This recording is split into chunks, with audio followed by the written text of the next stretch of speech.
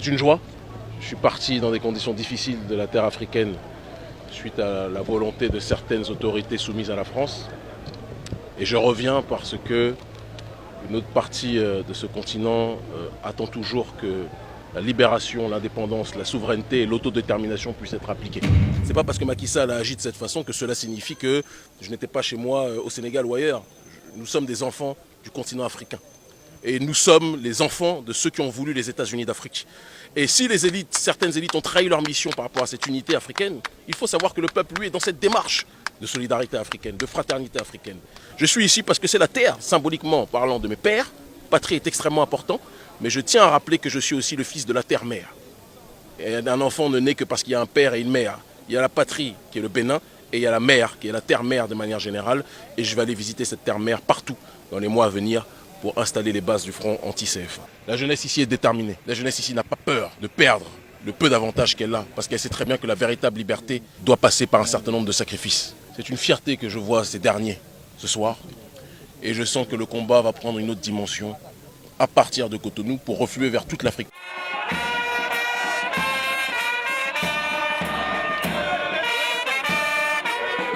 Je pense que si nous sommes ici, si vous voyez une jeunesse, une génération, une nouvelle génération africaine qui se lève un peu partout sur le continent, c'est parce que les ancêtres ne peuvent pas laisser notre peuple dans des conditions aussi délétères, notre peuple dans des conditions aussi précaires, alors que nous sommes sur les sols les plus riches de la planète.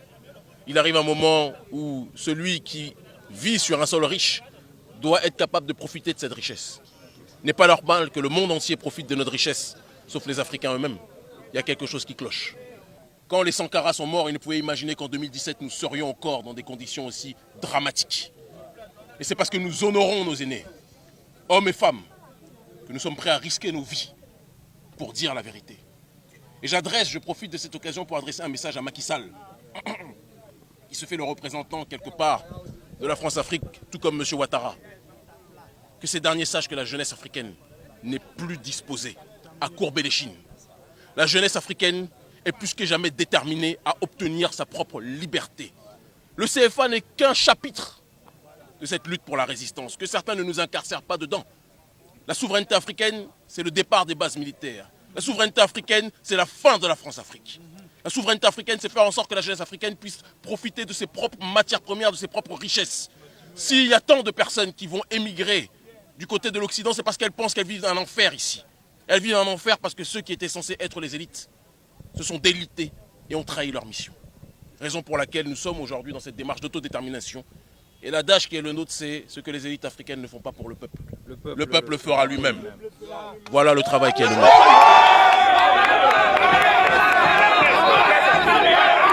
Et samedi prochain, nous allons effectuer un certain nombre de petites opérations avec les militants de l'ONG Urgence panafricaniste et tous les sympathisants de notre cause, visant à sensibiliser nos populations sur la nécessité de consommer local, d'accord, de valoriser nos propres produits, de valoriser des alternatives crédibles à la production française. Parce que la vérité est que le colon ne comprend qu'une seule chose, l'économie.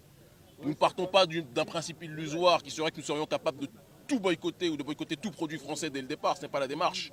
Mais appeler les nôtres à consommer local, à consommer nos propres productions, à valoriser notre propre culture, à valoriser nos propres aliments et tout ce qui s'ensuit, avec notre frère Kamal Aradji, avec tous les membres de l'ONG Urgence panafricaniste et tous les frères ici qui sont présents, et les sœurs qui sont présentes aussi. Nous allons organiser justement des séances de sensibilisation de la population. C'est une première étape, d'accord, ici, et on va monter crescendo au fur et à mesure. Cette génération africaine est en train de prendre ses responsabilités. Elle est non violente, elle est dans une démarche d'intelligence. La seule violence est la violence de la vérité. Et la vérité dérange toujours, ou violente, ceux qui s'appuient sur le mensonge. Nous n'avons pas d'armes, si ce n'est notre courage. Nous n'avons pas d'armes, si ce n'est la protection de nos ancêtres. Et en réalité, c'est la plus grande des armes. Cette jeunesse africaine n'a de leçons à recevoir de personne. Elle est plus déterminée que quiconque.